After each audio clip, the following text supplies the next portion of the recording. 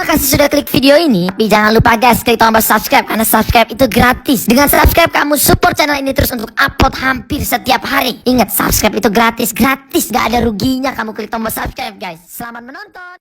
Bukan argumen sebetulnya. Kalau argumen artinya saya harus membuktikan. Tetapi prinsip pertama di dalam kita bernegara adalah mentaati aturan konstitusi itu. Jadi dasar gugatan kita adalah mengembalikan makna primer dari konstitusi.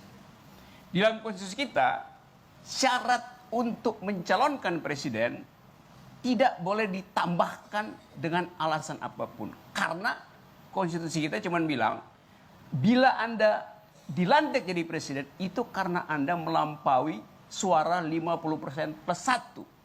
Full stop, cuman itu intinya.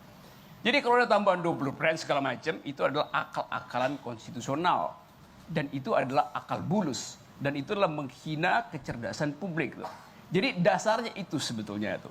Kalau soal politik kita bisa berdebat. Tetapi sekali lagi, konstitusi itu adalah pembuluh darah publik, pembuluh darah demokrasi. Nggak boleh digunting prinsip itu. Tuh.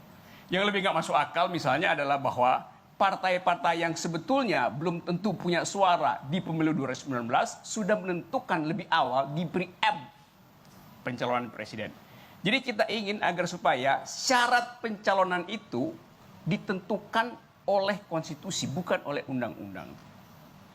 Itu prinsipnya. Nah, kesalahan berpikirnya terjadi adalah bahwa seolah-olah persyaratan presiden itu adalah hak dari partai politik yang memenangkan pemilu di 2014. Itu adalah sebetulnya kadaluwarsa. Terima kasih.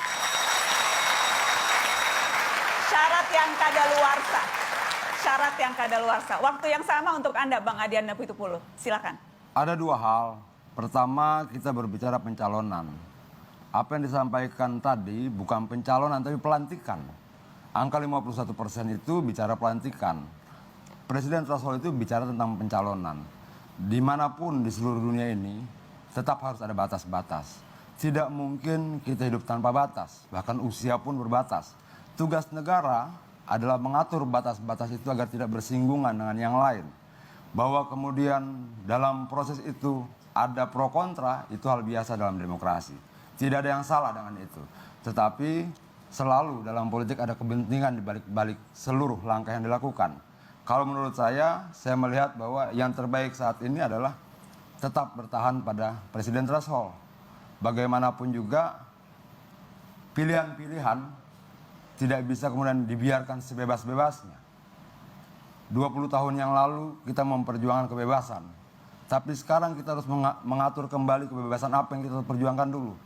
Kebebasan yang kita maksudkan bukan kebebasan untuk menebar kebencian.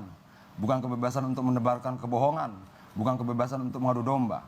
Artinya bahwa kebebasan tetap berbatas. Tanggung jawab kita terbesar adalah menjaga kebebasan itu untuk tidak melanggar hak orang lain. Tanggung jawab terbesar kita adalah menjaga kebebasan itu agar tetap mampu menjalankan norma-norma. Konstitusi tidak berarti hanya undang-undang dasar saja. Konstitusi dan segala keturunannya juga termasuk undang-undang yang sekarang sedang digugat. Tapi saya percaya bahwa kalau dulu pernah digugat dan kalah, sekarang akan digugat dan kembali kalah. Terima kasih. Batas itu syarat yang wajar dan atau tidak wajar karena apa? Ya, ditetapkan di ujung pemilihan presiden. 50+1 adalah ketetapan tentang fungsi kebebasan. Justru kalau dia dihalangi itu artinya orang tidak paham tentang arti kebebasan. Justru kalau dipasang 20% itu menghambat kebebasan. Jadi jangan karena alasan teknis lalu yang fundamental itu diabaikan. Itu poin saya. Bagaimana Bang Adian? Anda melanggar yang fundamental justru? Yang fundamental apa? Kita kan sedang berbicara pertama jangan lompat dulu. Tentang ambang batas presiden itu bukan 51%. Itu persoalan keterpilihan. Ambang batasnya 20 dan 25%. Itu dibuka dua ruang kemungkinan. Mau pakai yang angka 20 atau mau pakai yang angka 25%. Komposisi kursi atau komposisi suara. Artinya ruang kebebasan itu sudah Di detail kecuali diperintahkan oleh si prinsip. Prinsipnya nggak perintahkan apa-apa. Dan logika dari sistem presidensial adalah 50+1. Jadi tidak ada dasarnya jalan pikiran itu. Misalnya begini, yang terpilih nanti di DPR itu partai-partai baru yang belum pernah ikut 2014. Suaranya tinggi sekali itu. Partainya Adian itu hilang di 2019. Tapi dia yang menentukan presiden itu. Itu kan, itu sama seperti kita mau naik gunung, terus dokter minta, tolong kasih tahu saya ronsen bahwa Anda sehat. Saya bawa ronsen 2014, padahal saya mau naik gunung 2019 itu. Ronsen bilang, Anda gila apa? Mau cari mati. Jadi logika itu, tapi saya nggak usah uraikan logika itu. Prinsip dasarnya adalah perintah undang-undang cuman 50, undang-undang dasar 50+1. Untuk memenangkan. Iya, dia dilantik karena dapat 50+1. Oke. Jadi jangan dihambat di dalam pencalonan. Nggak ada di urusannya. Konstitusi tidak bilang pencalonan harus 20% atau 25% popular vote. Oke. Nggak ada itu di dalam rumus konstitusi. Bang Adian? Ambang batas ini kan bukan hal yang pertama, 2009 dan sebelumnya juga sudah ada. Yang membedakan itu apa? Karena sekarang pemilihan legislatif dan pemilihan presidennya bersamaan. Kenapa kalau memang berangkat dari argumentasi tadi, seharusnya penolakan ini sudah dilakukan sejak lama. Sejak 2 periode pemilihan presiden sebelumnya. 2 periode itu kan tidak ada penolakan seperti sekarang dan argumentasi yang sama. Nah, kenapa sekarang baru muncul? Kenapa kemudian sekarang dipersoalkan? Itu menjadi pertanyaan baru tentunya. Tapi bahwa kenapa dia tetap dibutuhkan ambang batas sekarang yang menggunakan alat ukur lama dengan angka-angka lama karena memang dia berbarengan. Pileg dan pilpres itu sama-sama. Kalau logikanya Kalau tadi kemarin- menggunakan ronsen untuk menilai sehat ronsen 2014, tiketnya sudah disobek 2014. Sekarang mau pertandingan baru, masa pakai tiket yang susah disobek? Nah, ini persoalan bagaimana pandangan kita tentang tiket. Kalau di Ancol itu ada tiket terusan.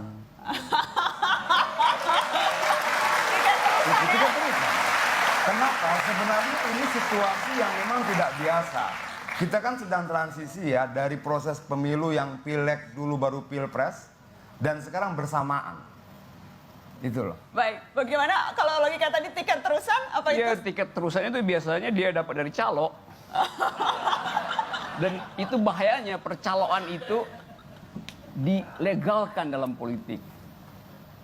Jadi Kalau gini, bentar, Mbak Nana. saya terangkan dulu kekeliruan logika saudara Adian itu. Dia tadi bilang bahwa sekarang sistemnya adalah pemilihan berbarengan itu. Terus dia bilang tadi, dulu 2004, 2009, 2014 sistemnya tidak berbarengan.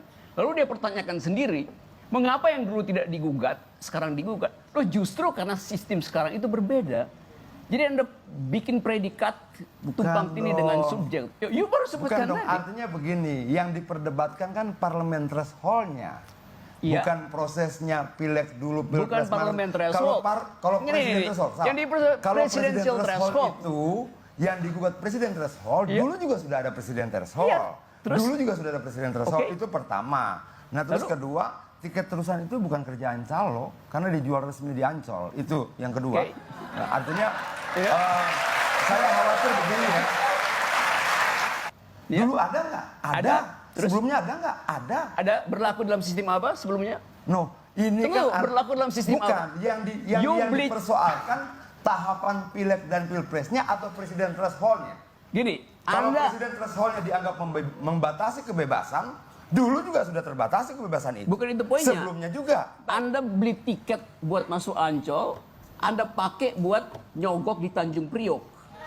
Itu. Dalam proses, Jalan dalam pikirannya. situasi sekarang, Ya. jelas karena kita sedang masuk pada Kalau pemilihannya, sistemnya berubah, kenapa tiketnya sama? Tontonannya lain, Anda pakai tiket yang sama. Ya diusir Anda oleh Satpam Ancol pasti. bukan tiket yang sama dong. Bukan tiket yang sama sebenarnya. Kalaupun kemudian menggunakan argumentasi tiket yang sama, tidak tepat. Kenapa? Karena ini bukan tiket, ini alat ukur. Yuk tadi sebut Alat tiket. ukur. Oke, baik. Bukan. Motif transisi. Saya bicara dengan motif konstitusionalitas. Apa yang Soal- dilanggar dari konstitusi? Apanya? Apa yang dilanggar dari konstitusi? Dilanggar karena Anda pakai teori transisi. Jadi seolah kena transisi maka pasal tentang pencalonan presiden itu boleh Anda langgar. Bukan pelanggaran Loh, terhadap barusan Anda sebut konstitusinya transisi. dong. Beda. Bahwa berikutnya nanti akan ditetapkan bersama-sama kembali ambang batas itu dari 2019 menuju 2024. Oke.